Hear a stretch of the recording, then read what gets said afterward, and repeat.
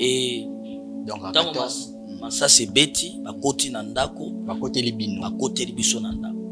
Ils ont commencé à frapper tout le monde. Moi, je vis à ma présence. Mon père. Attendez, c'était des rebelles ou c'était C'était des rebelles, batuba uti zamba. Donc, oba kata na kana machette. Première fois dans la vie, nanga je vis. Papa nanga bazo kata ye. Dire comme ça. Bakoti, bakati papa ya liboso nanu babeti etango koi bakangi maboko, mosusu bakangi makolo, oui. Bakati papa na mbena lichette parce que machette na bango bakati ye kingo. Ndeko moko ya mama ya mobali azalaki wana ba obligé à violer maman. Et tango aboyi ba bomie sur place. Grande sœur nanga moko quand il a refusé de le robimana. Ya robimana maman nanga parce que ba boma presque famille mobimba. Grande sœur na musu ba zwinzete ba kotisier permettait les termes na zoto na bango bana basi. Omba Mungu sana. Abaluki akei. Et je plairai batubaye koya babimisinga na moto. Oui batumanda konga na bimaso na longolo chemise sima na ngaya wanazana cicatrice ya pote ya kosakana te. Mino na mai na changer couleur, inakuwa na couleur mo hivi. Donc na moni mai changer couleur. Na moni mai community na ba couleur mo boy. So na ningi na kiba. Tana na zonga na kima makole ko mikilo. Et directement la moni elongi apparaître na mai. Elongi apparaître elongi à Jésus-Christ nzambo biso to sabela kana moni apparaître na mai. Et j'ai senti une voix qui m'appelait na kati ya mai. Moïse, Moïse, Moïse. Hapana ukimbia mtoto wangu, mtumishi wangu. Minajua unajua pourquoi miri kuacha muzima? Familia yako inakufa. Oyebi pourquoi natikaki na bomoi na ndimi famino nyonso ekufa. Na yebi secret ya kosilisa guerre à est. Dieu m'a montré pourquoi guerre à est ezosi la tenga nzamba lobelanga.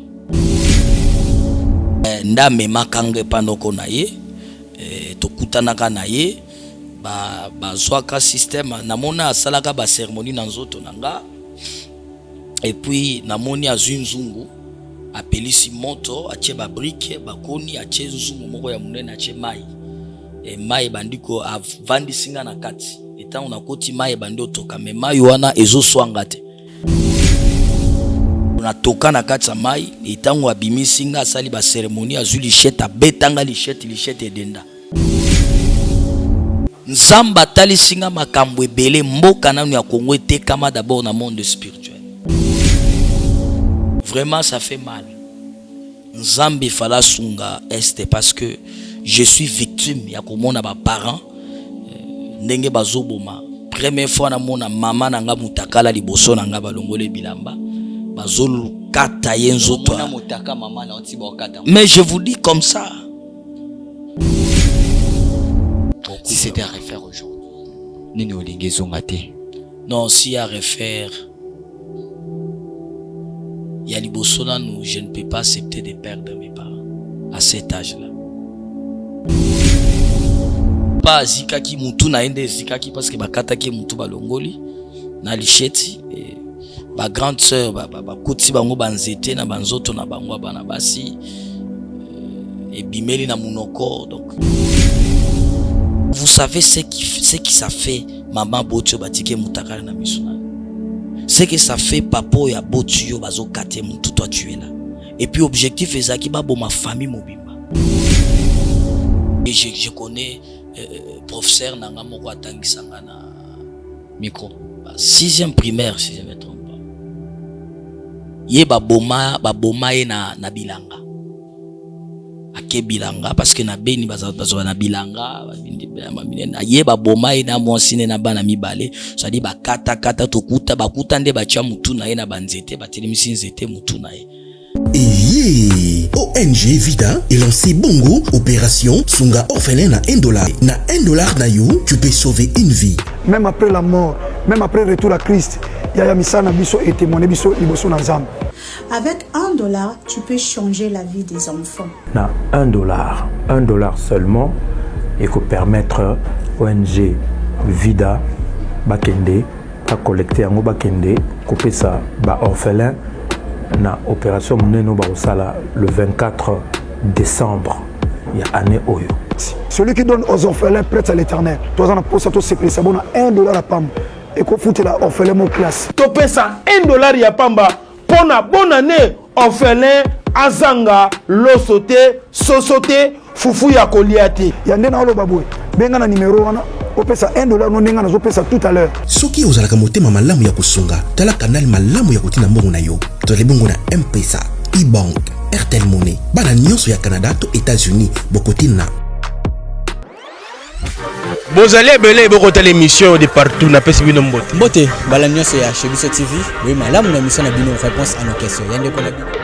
Napesi moyini nanga mbote, moyini bonjour, moyini nanga bonsoir. Voilà, shalom peuple de Dieu, très heureux de vous retrouver une fois de plus sur cette chaîne, la chaîne qui nous ressemble chez Biso Télévision. Comme je l'ai dit toujours, c'est grâce à vous, nos fidèles internautes, qu'on essaie toujours de faire mieux ce bon boulot que vous nous permettez, vous nous donnez, excusez-moi le terme, si je peux l'utiliser comme ça, si on a la force. C'est grâce à Dieu, mais si on a encore cette envie-là de travailler, c'est grâce à vos commentaires, vos likes, vos suggestions. Ça me fait énormément plaisir, énormément du bien. Merci à vous tous. Merci à cette dame qui est toujours là à mes côtés pour me soutenir, ses conseils, ses côtés. Ça me fait énormément plaisir, énormément du bien. La maman, une grande dame, l'IA de tout le monde, madame Daniela Mokoko, ainsi que la fondation Mon Cède, Mon Cœur pour des enfants ou des personnes démunies. Merci à vous tous. Merci à tous nos abonnés. Comme je dis déjà, plus de 162 000 abonnés. On vous demande de vous abonner très massivement sur cette chaîne, la chaîne qui nous ressemble tous chez Biso Télévision. Comme je l'ai dit, si c'est pour la première fois que vous avez eu l'occasion de nous suivre, là où c'est écrit en rouge, s'abonner, appuyer ou cliquer. Évidemment, il y aura une cloche qui va sortir. Alors, vous voulez être la première à recevoir des notifications à chaque fois qu'il y aurait une émission en ligne. Appuyez sur la cloche pour ne rater aucune de nos émissions. Merci à tout le monde. Merci à tous mes partenaires. Elle, c'est une partenaire. Elle, c'est une bonne personne pour moi. Elle, c'est une grande dame qui a un cœur pour des enfants ou des personnes qui souffrent. Des enfants ou des personnes vraiment démunies. Elle, c'est qui les yaya de tout le monde, Daniela Mokoko, ainsi que la fondation Mon Cède, Mon Cœur pour des enfants ou des personnes démunies. Elle sera ici à Kinshasa bientôt pour aller visiter des orphelinats, et puis aller faire un tour dans notre prison centrale de Makala. Aider ces personnes-là qui en ont besoin. Merci à vous, madame Daniela Mokoko. Et puis, je fais en sorte que nous ayons ces 3 fondations ensemble. Je parle de la fondation Mon Cède, je parle de la fondation Action Rap de madame Jessica Longonia. Elle est aussi là-bas au Canada. J'essaie encore de faire de mon mieux pour cette fondation parce que les 2 fondations, c'est-à-dire Action Rap ainsi que Mon Cède, vont soutenir notre fondation Vida. Cette fondation, il y a déjà l'orphelinat. Eux vont passer là-bas pour faire un tour dans cette fondation Vida. Vida, c'est la fondation, c'est de notre maman. Une personne qui a, non pas parce qu'elle a beaucoup d'argent, mais parce qu'elle a l'amour des gens. Emilie Maïnga Seti. Merci toujours d'être avec nous. Vous tous, vous êtes au Canada, comme je dis toujours, un Congolais de plus ou de moins au Canada, King Makiadi. Merci à toi, papa. Merci à mon grand frère que je salue. Je ne cesserai jamais de te dire merci, Papi Mboma, de DGA, de notre chaîne B1. Merci grand frère, merci à Yawili Kayembe, vrai. Toujours être à nos côtés, c'est un plaisir. Toujours, vos conseils nous font énormément du bien. Merci à toi. Et sans oublier, Franco Mamba, bon séjour à Kinshasa, 10 jours seulement en Europe. Vous étiez en Allemagne, en France et en Belgique. Merci à vous tous. Merci à Ferrand. Vous voulez faire passer vos articles là sur cette chaîne. Contactez-nous, les numéros est affiché, plus de 143 963 58 56. Vous ne serez jamais déçus. Merci à Thomas Fabien qui est derrière la caméra. Belle réalisation. Merci à Dinish Monsolo. Toujours être là. La prise de vue, montage aussi. Merci à Chris ainsi que Elias. Aujourd'hui, c'est un témoignage vivant. On essaye d'avoir ces genres de personnes sur nos plateaux. On essaye, c'est pas tout le monde qui sont avec, c'est pas tout le moment, à tout moment, excusez-moi, qui sont avec nous sur ce plateau. Un témoignage vivant. Il a vécu des choses. Il est à l'est du pays. Il est né là-bas. Il a vécu, il a perdu ses parents de ce côté. Et il connaît la réalité. de ce qui s'est passé là-bas. On va parler de son témoignage aujourd'hui et c'est vraiment édifiant. Lui, on dira que la gloire de l'Éternel était déjà sur lui. Il avait cette étoile-là. Nzamba bimisi et place où il fallait même pas bima. Nzamba bimisi a obété absolu sur la bakata kata, obété absolu sur le makamunyo sur les cas vers des années, même là où ils ont les kalelo. C'est grand homme de Dieu. Aujourd'hui, il est un apôtre. Il exerce ici à Kinshasa, mais à un moment, il fait toujours l'Est. Il rentre. C'est apôtre Moïse Kassongo. C'est ça.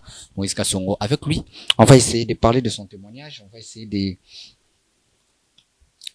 il va essayer de nous dire, hein, qu'est-ce qui s'est passé vraiment réellement de l'autre côté de notre pays, à l'est du pays, et parler de son ministère, comment il a commencé à œuvrer à Yarotombola Kombo ya Yesu Masi. Apôtre Moïse, bonjour. Bonjour papa. Bonne santé. Non, Dieu nous fait grâce. Mungu anatusaidia. Ah, Mungu anatusaidia. Asema Swahili? Mimi nasema Swahili, niko mtu wa Est, précisément Beni. Kwetu Beni. À la tonalité aussi, mi asema dogo. Non, même en lingala on peut parler.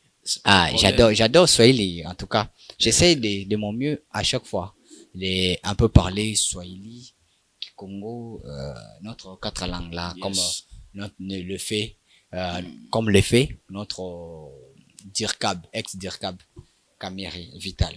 Yes. Voilà. Je salue aussi tous les Gombe na Gombe, Daniel Massaro, vous êtes toujours là parce que je fais partie des Gombe na Gombe. Alors, apôtre Moses. Ouais. Beti la biso na lisoto ça l'émission moi bilanga na yabi ke yo za na mo ba lacune ya lingala tout aussi ça mais moi soyez les bandokota on va comprendre. Okay. C'est comme ça que ça se passe ici. Yebisa biso na mo mukie au botami au bandi même ba moto comme apôtre ba moto mena mandef. Oui. C'est-à-dire que tu avais une famille, une grande famille. Yes.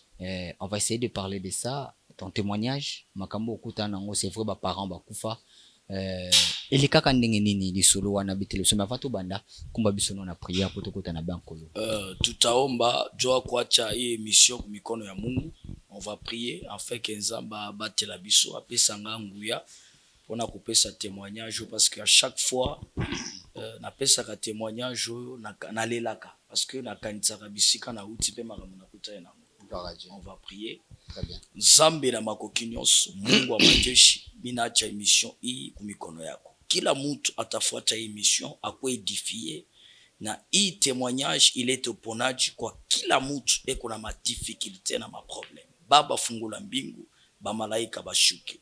Tunalabisha kila kazi ya ngiza, tunairendre ni les sans effet kwa jina na Yesu Kristo de Nazareth. Amen. Amen. Voilà, yes. Merci beaucoup. Apôtre, tu le pena maluba. Na comme na wa moment il va passer en tout cas. Si ça s'agit au paiement to kata on va comprendre ça. Donc na bengami na kombo ya apôtre Moïse Kassongo. Je suis né à Beni, na botami na Beni. Batu baebi na Beni et pa na biso ezali na arrêt ya Butembo. C'est-à-dire na arrêt ya Butembo na Beni za place arrêt mituka ya kokende Butembo tozwa kawana. Boso wana batu baebi Beni este bien na Beni ba yebi place wana ba restaurer za la kawana juste parce na biso eza en face ya Beni papa na nga yebani na kombo ya papa Saidi Kassongo. Saidi Kassongo yebani Beni Mobimba. Je pense que batu ebele ba yebi Saidi obaboma famille Mobimba. C'était à 2005. Presque batu ebele Beni ba yebi ma maman bandi koteka mikate les Bénin mikate ranza kufanya mikate pale juste pareil ya Butembo pas les Beni. Donc batu ebele ba yebi ba famille ngana botami na famille ya 6 personnes.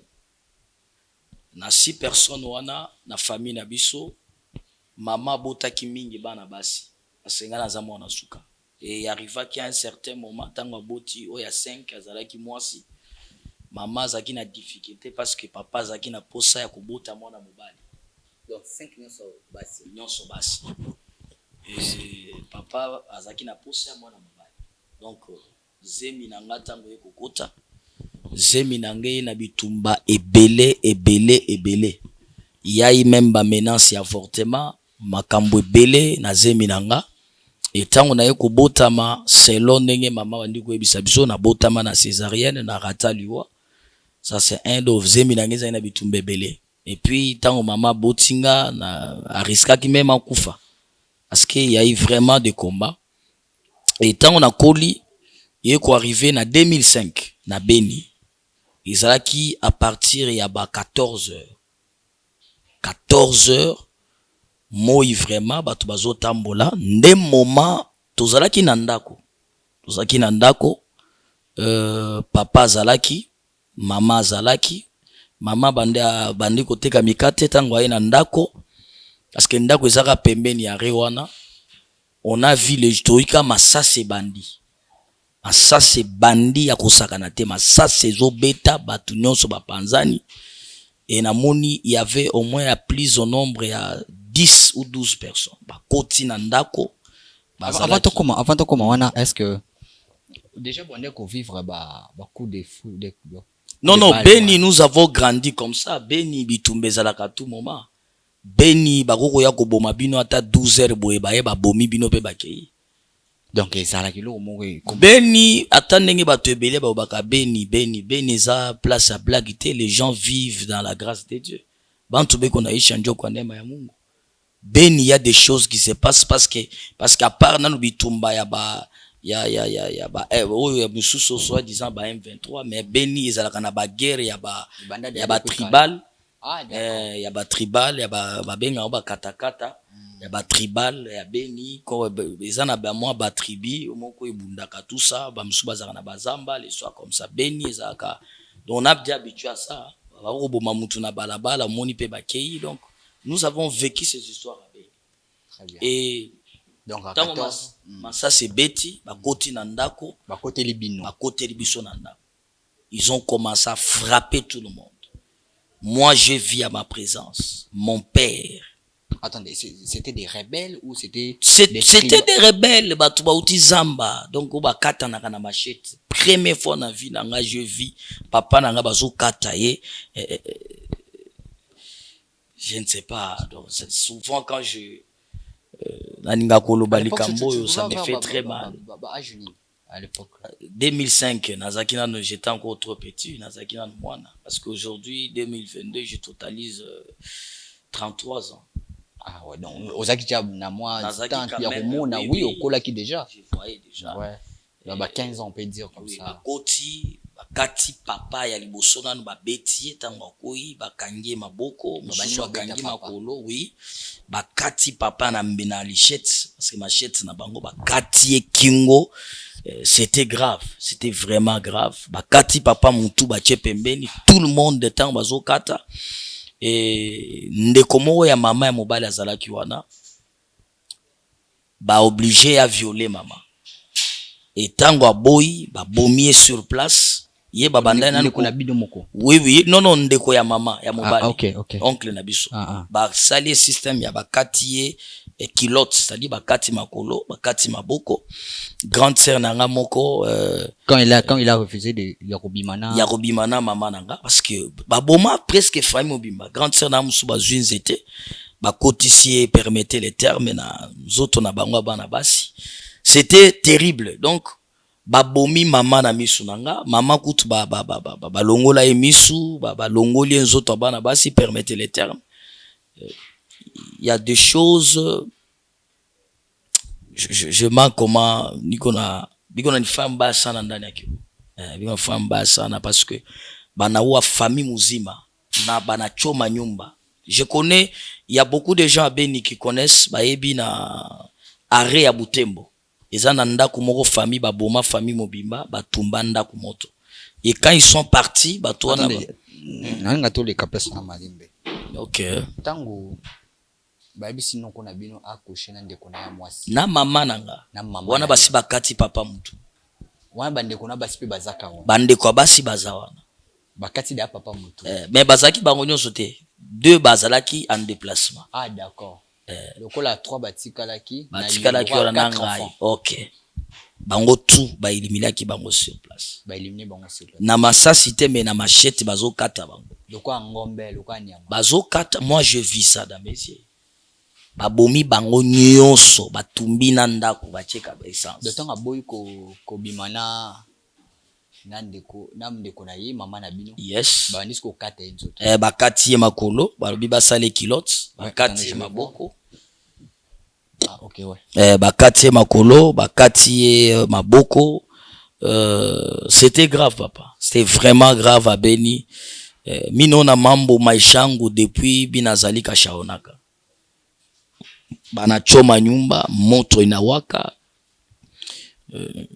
natikali na kati ya moto ngamoko. Comment alors il te voyait pas toi? Non il va bandi komona nga, je ne sais pas, j'ai pas compris.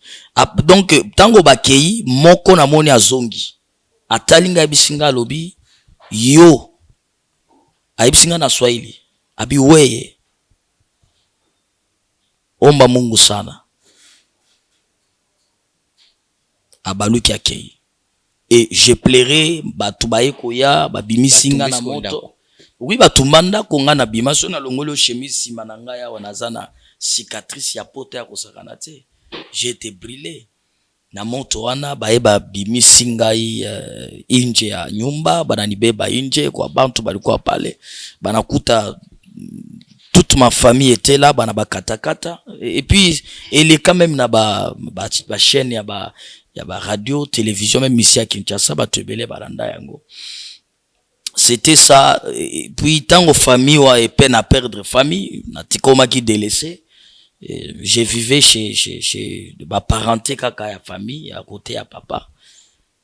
C'est là où on a commencé à vivre parce que à partir de l'okwana stressé kinga makasi na vie. Et je me demandais pourquoi une fois na kokutana na mutu moko na eba kité soki azalaki nani, il m'a dit ko regretter te soko moni babomi famille na yo nyonso batiki yo moko batumbi na ndako Nzambe ayebi le pourquoi a épargné yo. Mais il faut avoir de morale.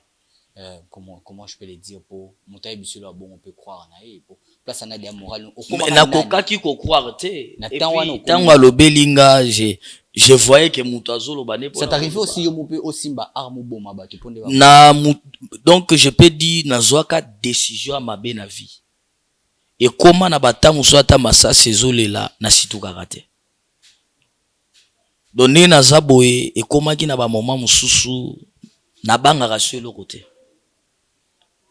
na banga ke le côté na koma ki après liwa ba parents nanga j'ai dona vie nange koma kinde donc batu bayebi na hôtel de Beni batu bayebi wana je na koma ine kirimo wa ba camarades des fois tozo kota kawana pour moyen de vivre moko kuiba mutu téléphone oyibi mutu nini et mema kinga pe na va même na koma pe ko simba ere moko bambeli balichette na Beni wana na zaina mo kirimo ko munene wana donc to lekimo beta pe belé. Mais une fois je vais parler comment j'ai raconté Dieu. Voilà. Na ba masananga na tokenda zamba parce que batu bayebi ko bima Beni vers Butembo soki bozana mutuka on fait 30 minutes. Hein Beni vers Butembo. Parce que avant kende Goma il faut lekela na Butembo. Tango na ebimeli ya Beni vers Butembo à 1 kilomètre ezana mai moko ezaka na zamba wana et puis bakotona ba bilange zali tout ça sko tokendaki ba bilanga wana ngana na tiki ba camarade kuna na kena mai kosukola et lorsque na kena mai kosukola minenda kumaji niko naoga pale niko naoga minona mai na changer couleur minona mai na changer couleur inakuwa na couleur mo hivi donc na moni mai changer couleur na moni mai communauté na ba couleur moko boye so na ningi na kiba tant na zonga na kima makole ko mikilo et directement na moni elongi apparaître na mai physiquement elongi apparaître elongi ya Jésus-Christ nzambo biso to sabela kana moni apparaître na mai et j'ai senti une voix qui m'appelait na kati ya mai Moïse hapana ukimbia mtoto wangu mtumishi wangu minajua unajua pourquoi miri kuacha muzima familia yako inakufa oyebi pourquoi natika kio na bomoi na ndimi famino nyonso ekufa est-ce unajua ulikuwa mtu akufa memie Mungu miri katala ki wao tezukufa parce que uko mtumishi wangu na boya ki okufa parce que nayebai ke oza mosali na nga na pona pona osalela ngai. Sa inene ya unitumikie kazi. E nzamba zwe bisanga toka hapa wende kwa mtumishi Elisha, utakuta naye akombe wanze kazi ya Mungu. Bima kende pa mosala nzambe Elisha kuta naye ezaki na papa moko paix son âme akufi déjà azalaki apôtre Elisha na beni aebana ki makasi. Et j'ai senti la voix qui me dit tango zo bima wa kendo kuta na apôtre Elisha mosali na nga sambela pona yo obanda musala. C'est-à-dire, avant de voir l'Éternel, notre Dieu, ozana ba idée, okoma na ba idée ni na mutu.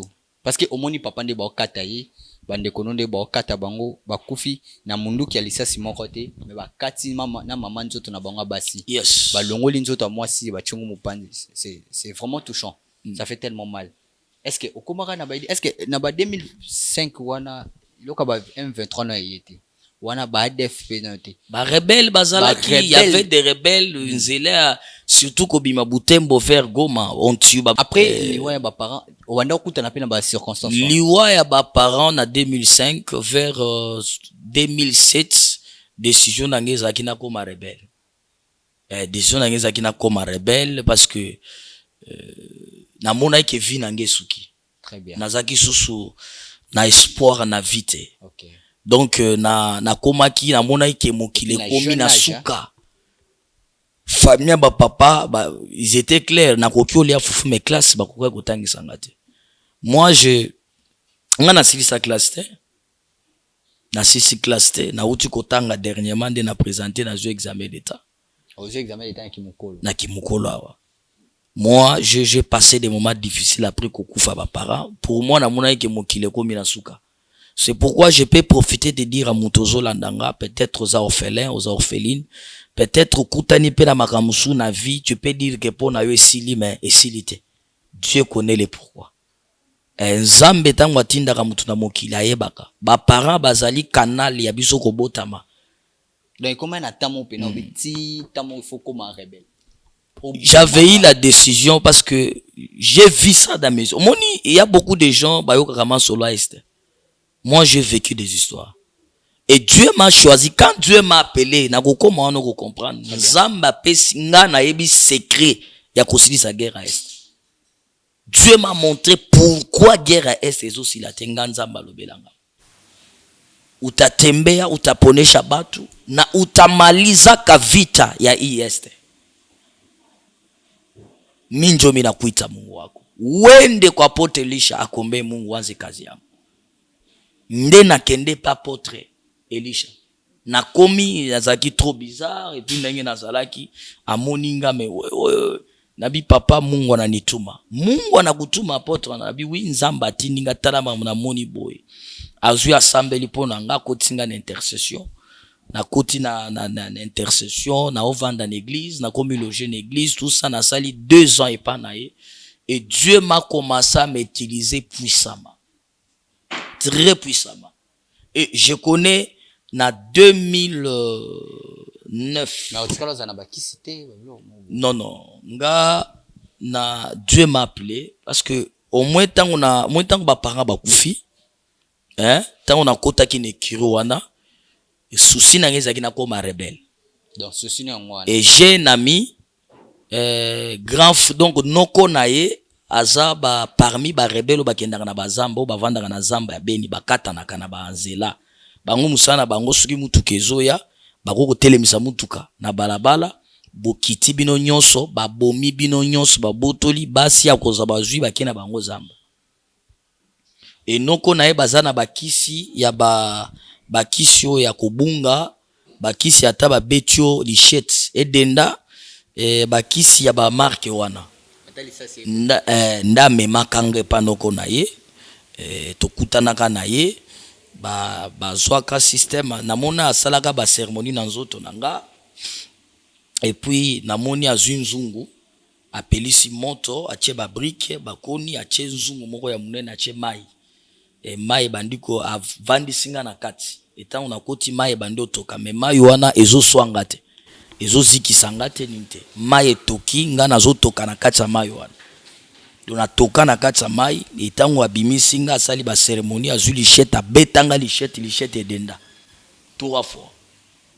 Donc pourquoi décision nanga ezalaki comme babomi ba parents nga penatika la rebelle, il faut na venger liwa ba parents nanga. Donc décision nanga ezalaki bongo. Etango na yoko donc na leka mo ba étape belé. Eza témoignage moko moulayi makasi. Et c'est pourquoi tango nzamba benginga na ke pa apôtre Elisha, il a prié pour moi na leki na délivrance. Dieu savait tes pensées quoi. Dieu savait déjà. Oh nyonso anezo salama or kezala ki appelle nzambe. Eza ki appelle nzambe. Ozomona.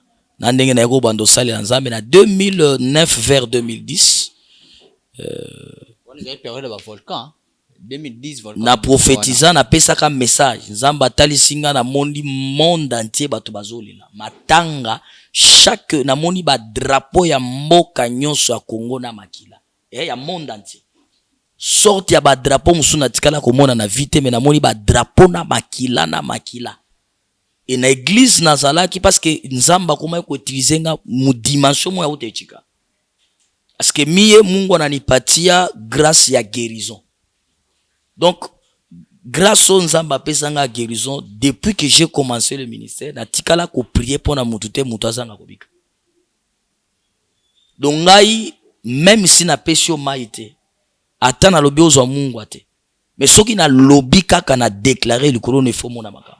Gloire à Dieu. À partir de 2009 vers 2010, na moni monde entier ba drapeau, chaque président simbi drapeau, mais drapeau na makila zolela, batu bazolela.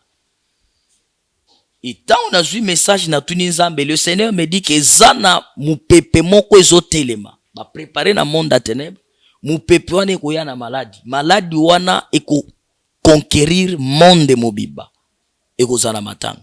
Et na moment wana na pesi message, eleka nango. Wana uzana na este, wana uzana ba na 2009 vers 2010. Okay. Mais naza surpris tango na eko ka maladie ya corona ebimi eboma monde entier, mais zana batu na Beni na Butembo parce que j'ai beaucoup prêché à Beni, Butembo, Goma, Bukavu, bayebi nga apôtre Moïse Kasongo. Na sali ba campagne minene. Et puis je peux profiter, j'ai même prié pour numéro 1 ya RTNC Goma. Wazaneti numéro 1 ya RTNC à Goma. Nebi ka Rolanda même image. Na bonde la po na yebi miracle salama po na ye. Je suis trop reconnu. Message wana na pesango na 2009 vers 2010. Maintenant, est-ce que papa pazaka moko ya ba soda ou ça tazaka moko ba papa zalaki grand commerçant, azalaki oui, azalaki mutu, azaki na radio sala commerce côté ya ba carburant, azalaki mutu ya côté ba carburant. Hein? Il faisait des affaires là, azalaki na ba business na ye, ba mbongo na ye. Ba rebelle wana ba yebaka papa. Donc bon, vous savez nga nazaki mwana, c'est-à-dire za makamoko papa yebanaki. Hein, sko dans ndenge toaki koyoka ba fuite, objectif ezalaki ke ezana batu batindaki bango babo ma famille nyonso ya papa, c'est-à-dire batikata mutu te. Donc ndenge batikanga normalement selon plan na bango. Parce qu'après ko boma batumbi bino nyonso na batumbi pe na ndako, mais selon mission na bango ezalaki interdit batika mutu te. Il faut ba boma mutu nyonso bakokuta wana. No ndenge batikanga ba comprendre nde moko ya zondi atalinga bisinga biweye omba Mungu sana. Abaluki yake. Wana ndako ezozika. Etango bakei nde ba voisin bato ba moto bazaka na bare wana babandi koya babimisinga babimisa biloko musunda muna ndako ezwa moto nebike mutu to avandaka na Beni ayebi famille nanga ayebi pa na biso et ayebi bien qui est mon père. Très donc après ce que comment na mai balobi batindio et pas pasteur wana au fandi 2 ans wana na makolo na ye na liquide délivrance enseigner nga. Voilà ce que comme ce que le roi purifié, c'est-à-dire même esprit qui rebelle aux années ont sauté. Nyonso donc na likaki na délivrance et après moni. Mais alors que on a okutana na ba kawo ya babitumba okutana na ngope. Bon, c'est-à-dire que ozoyoka ke masasi beti babomi bo. Non, Beni c'est presque boro lexa une semaine te sans que oyoka masasi te ou bien baboma mutu te. bato ebele babetaka banasemaka mambo à Beni parce qu'ils sont à Kinshasa, ils sont peut-être en Belgique, en France, mais ils n'ont pas encore vécu Beni comme ça. Kendo vanda Beni et même un mois, Yosoko vanda outi Kinshasa Beni un mois, au moins ko vanda na centre ville ya Beni. Ah ok. Mais na centre vraiment. Mais Beni tola la raté parce que ba soda nyoso Beni batambolaka ba bengaka nini balobaka munduki ouvert hein babengaka nini. Donc à chaque moment il faut sécurité ouvert. Sécurité ouvert. OK. Voilà. Donc nene batambolaka parce que ça babengaka ngo terrain rouge. Malgré j'étais là à l'église, j'ai commencé à servir Dieu, mais il y avait toujours des massacres et autres. Mais ce qu'on a prière nangeza kinzambe, comme tu m'as appelé, souci nangeza li guerre ici là na est. Maintenant quand ça t'est arrivé maintenant de communiquer avec Dieu, c'était quoi il te disait, c'est quoi réellement le problème de l'est? Parce que tu es de là. Dieu m'a parlé beaucoup de choses pour na est. D'abord, mboka na biso nano na monde spirituel et c'était kama. Et c'est pourquoi gloire au Seigneur parce que notre président de la République Félix Tshilombo Tshisekedi jour à du pouvoir a dédié mboka na maboko na Nzambe. C'était une révélation. Nzamba talisinga makambo ebele mboka nanu ya Kongo était kama d'abord na monde spirituel. Donc mboka nanu oyo ezana makambo ebele. Donc il faut nanu ko récupérer ngo spirituellement. Ezana makambo ebele et pas banani batekeli ngo nani et tango tozoloba etekami spirituellement c'est-à-dire etekami ndenge etekami pa ya satana ezana ba impact na ba alliance moko salama na monde ya ténèbres nzamba lakisinga makambo ebele oyo mususu na koki olobango na télévision te na koki kolobango te na média parce que ça ba secret professionnel ya mboka. Un prophète, parce que la Bible dit, le Saint-Esprit, c'est un esprit d'intelligence et de sagesse. Gloire à Dieu. On ne peut pas toujours tout parler à la télé, parce que faut tous à la peine à sagesse. Gloire à Dieu. Et c'est important. Mais Dieu m'a parlé beaucoup pour na Est, beaucoup. Et mission na Nzambe a Pesinga, na kati ya musala na ye. Et ça mission d'abord, il y a récupération, c'est-à-dire qu'on récupère mutunyo soit tekama na monde kindoki. C'est pourquoi na ministère nanga ata bateka santé na yo, bateka kubota na yo, bateka libala na yo. Et si je prie pour toi, j'ai toute capacité à récupérer yango pe moni mutu azongeli vie normale. Donc témoignage nanga eza mulai makasi. Très bien, témoignage eza mulai makasi mais yebi que eza d'abord introduction. C'est vraiment on va parler beaucoup, avoir le temps prochainement tango kobenganga na kota na muzindo na détailler vraiment ça fait mal. Nzambe fala sunga est parce que je suis victime ya komona ba parents ndenge bazoboma première fois na mona mama nanga mutakala liboso nanga balongole bilamba bazolu kata yenzoto mais je vous dis comme ça. C'était grave. Très grave. Même quand je parle ici, roho yangu haina mzuri. Niko, kama tu mina kumbuka hii mambo, inanifanyaka kulia sana. Parce que, mina perde kintu moja kia valeur kwa maisha yangu. Hakuna kitu, kile, hata mtu anipatia franga, haitapita mama yangu na baba yangu. Est-ce qu'il est arrivé là au moment de maudire ces pays? Naba souffrance wana. On parle pas d'aujourd'hui, aujourd'hui vous êtes apôtre. Non, comme dire écoute les amuké. Comme dire écoute les amuké, j'ai passé dans des moments où on a lala na balabala. Talaka ovandi na famille ya ba papa. Et osali ndenge bana nyonso basala ka caprice. Mais il peut te chasser et puis ndeko papa zaki ko langwa mingi, zaki soki azongi asa langwe, il peut te frapper. Il oublie qui tu es. OK na bar. Bovandi na ba wana kusenga ba vie na ba wana moko nisaidie ko tout ça.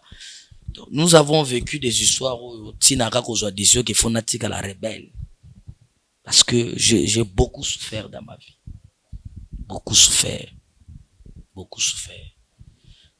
Beaucoup. Si c'était à refaire aujourd'hui, nini olingi zongate. Non, si à refaire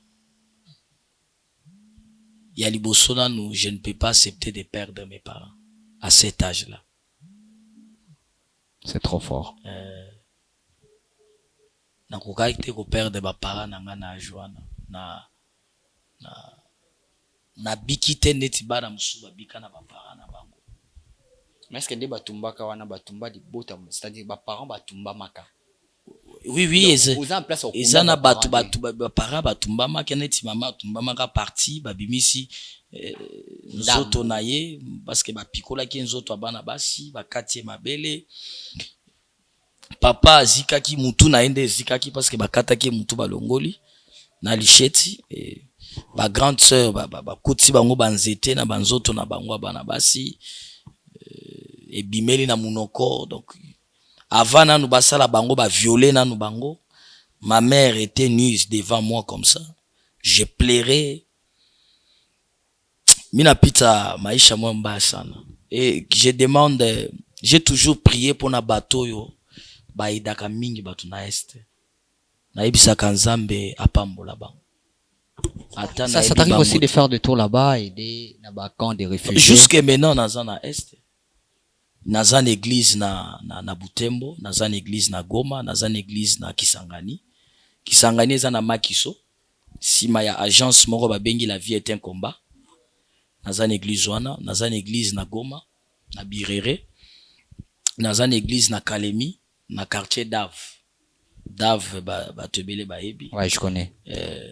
Naza pe naza na église na Lubumbashi, na Golf Plateau Caravia, ave okomi na ancien local ya Mazembe, okomona avenue ya Fifi Masuka. Fifi Masuka waza gouverneur ya Kolwezi et avenue neza na kombo na ye okoti otunika apôtre Moïse, église na ngeza wana.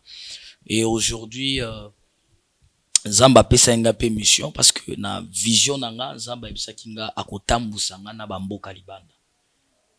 Donc aujourd'hui, je suis à Kinshasa. Comment tu t'es retrouvé à Kinshasa? C'était en quelle année? À Kinshasa, nayaka nazongaka. Mais première fois na à Kinshasa, ezana ndeko moko mwasi azana Goma. Maman Judith mobile na ye à travers na ONG et ONG te mais na Fonds national de route. À travers na Fonneur. Je salue Alain Akubo qui est parmi l'un des directeurs à Foner aussi ici à Kinshasa. Je les salue aussi, que les Seigneur les bénisse. À Zalaki, à Landanga na télévision, na Goma j'ai prêché à la télé. Ayaki, Azaki na mona na Eliboma.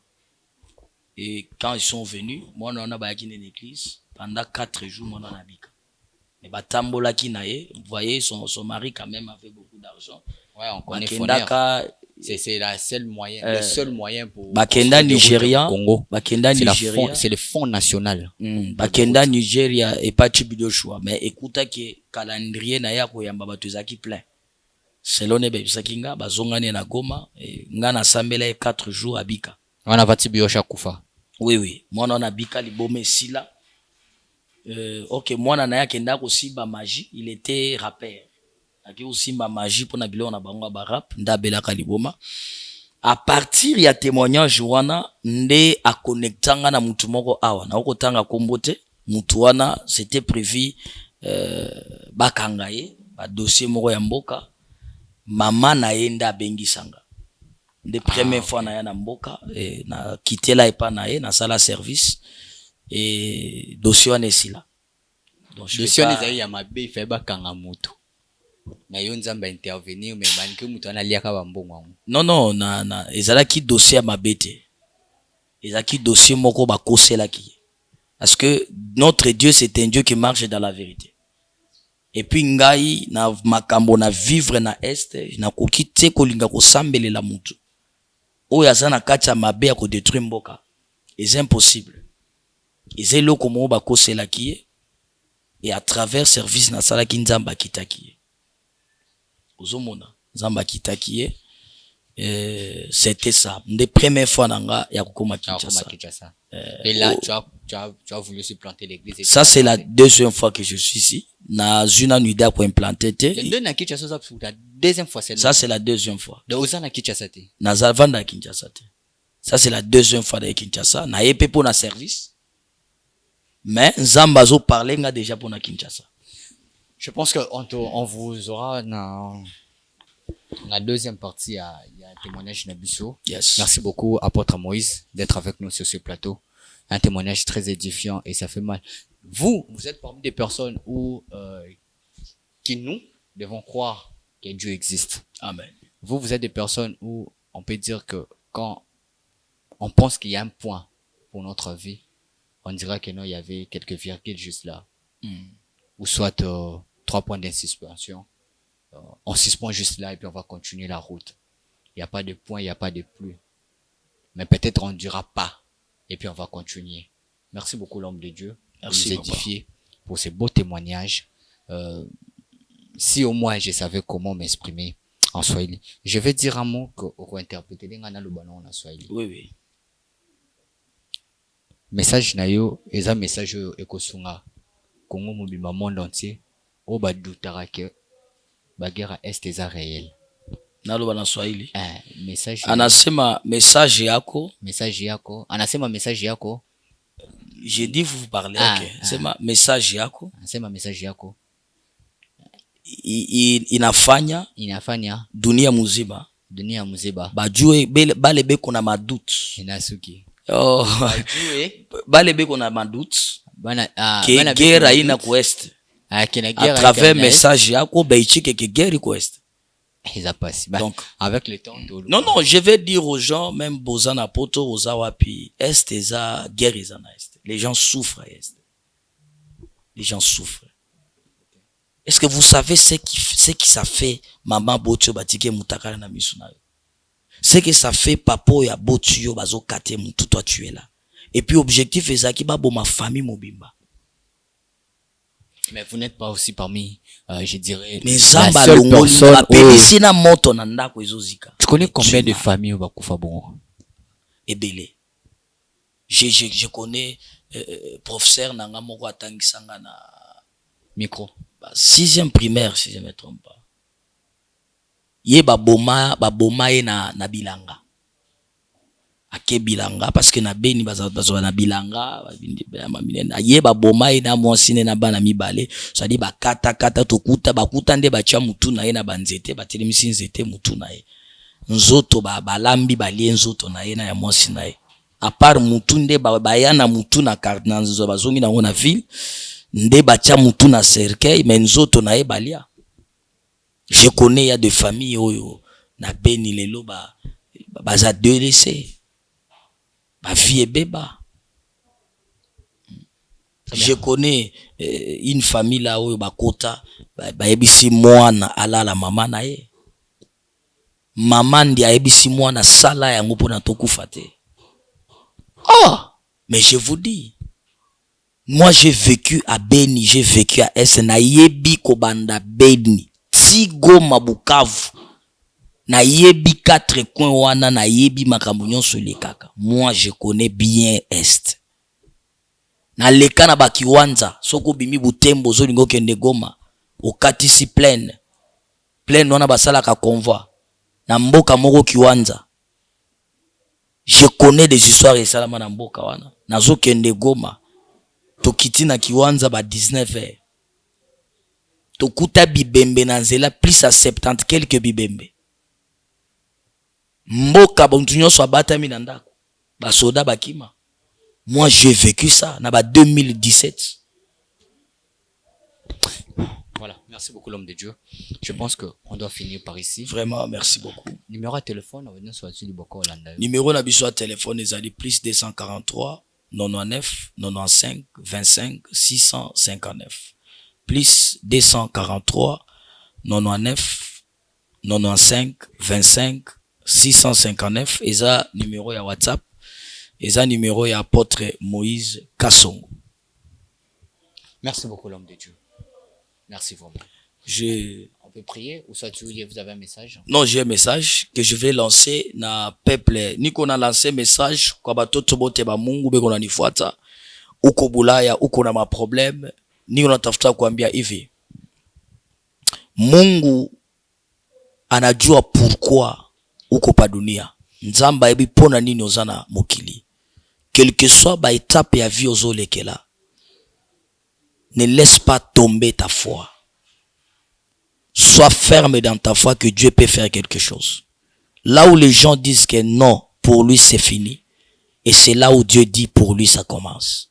Amen. Là où les gens disent que pour toi, peut-être robotara soute, peut-être libala on a tout coûté na mobile au simbate. Yondo zoka ba déception. Peut-être nengozo landa na butola la raté. Omikuta kozo mi sepilisa, ozo se martispe yo moko. Ozo sentu ba présence ba mari de nuit, ba femme de nuit. Peut-être tu te sens que dépôt kenda na ba mboko za na makambo simba akate bitumba na bitumba. Laisse-moi te dire, il y a un moment pour toutes choses. Peut-être, je ne sais pas ce que je peux vous dire, mais ce que je suis venu te dire, zala na kondimano ferme. Mutako isa kondimana yote. Quelle que soit ma difficulté, ma problème, nyonso okuta na nango, je te dis, zala ferme na kondimana yo. Koko isa kondimana yote. Zala ferme. Nzambo nga nazo salela, nzambo tozo salela, ngai na yo longo, il fera quelque chose dans ta vie. Je vais prier pour na batu nyonso bazolandanga. Zwa simba peut-être place aux obéla, place aux en a problème. Je vais déclarer yo mutokolande mission yo, même si tu as des problèmes, miracle nzambe localisé yo, parce que c'est une grâce que le Seigneur m'a fait. Nzambo ya sali ke baboma famille nyonso na tikala nga moko moto epela na ndaku bazokata papa na nga mutunga nazomona nzambo abimela nga na kati ya mai ya ebale na zamba na yoki mungongo ebenginga nazo déclarer nzamba alliance na kombo na Yesu Kristo de Nazareth. Mina deklare uponaji na ufungulivu kwa maisha yako. We mutuko na nifuata atabari funga kuzala kwako. Mina deklare kwa jina na Yesu. Mina fungula kuzala kwako. Mina fungula ndoa yako. Mina fungula kazi. Mina fungula maktivite yako. Mina fungula franga kwa jina na Yesu Kristo de Nazareth. Miujiza ya Mungu ikolokalize fashi kuna nifuata kunyumba yako kwa jina na Yesu Kristo. Que le Seigneur vous bénisse. Plus 243 99 95 25 659. Que mon Dieu vous bénisse. Merci. Merci beaucoup, apôtre Moïse. Merci, papa. Merci de répondre à notre Merci invitation. beaucoup. Je sais que c'est pas la dernière fois. Voilà. On se retrouve prochainement pour un nouveau numéro. Restez toujours connectés sur cette chaîne, la chaîne qui nous ressemble tous. Vous savez, j'ai du mal à désannoncer cette émission parce que j'ai été vraiment touché par rapport à ces témoignages. Ça m'a fait tellement mal. Et je suis congolais, moi. Je me battrai jusqu'à la fin pour rester congolais. Et je souffre pour ça. J'aime bien mon pays. J'aime bien ma patrie. Et attendre ce genre d'histoire, ça nous fait énormément, vraiment mal. Mais que dire de plus? Le Congo restera toujours un, uni et indivisible. Merci à vous tous. Je ne cesserai jamais de dire merci à tout le peuple de l'Est de mon pays. Dieu nous aime. Dieu sera toujours à notre côté. D'ici là, portez-vous bien. On se retrouve prochainement pour un nouveau numéro. Restez toujours connectés sur cette chaîne, chez Biso Télévision. Au revoir. ONG Vida est lancé Bongo, opération Sunga orphelin na $1. Na $1 na you, tu peux sauver une vie. Même après la mort, même après le retour à Christ, Yaya Misana Biso et témoigné Biso Liboso Nazam. Avec $1, tu peux changer la vie des enfants. Na $1 seulement, et peut permettre ONG Vida Bakende à collecter en Bakende, couper ça ba orphelin na opération menée Barosala le 24 décembre il y a année Oyo. Celui qui donne aux orphelins prête à l'éternel. Toi on pour ça tout c'est bon $1 à pam et qu'on fout la orphelin mon place. Topé ça $1 ya pamba pour na bonne année orphelin azanga losote sosote fufu ya koliati. Yande na lo baboué. Benga na numéro wana opesa $1 no ndenga na zopesa tout à l'heure. Soki ozalaka motema malamu ya kusunga, tala kanal malamu ya kotina mbongo na yo. Tole bongo na M-Pesa, E-Bank, Airtel Money. Bana nyonso ya Canada to États-Unis bokotina. Bozali ebele bokota l'émission de partout na pesi bino mbote. Mbote, bala nyonso ya chez Biso TV. Oui, malamu na émission na bino réponse à nos questions. Yande ko na bino. Napesi moyini nanga mbote, moyini mbote, moyini bonjour, moyini nanga bonsoir.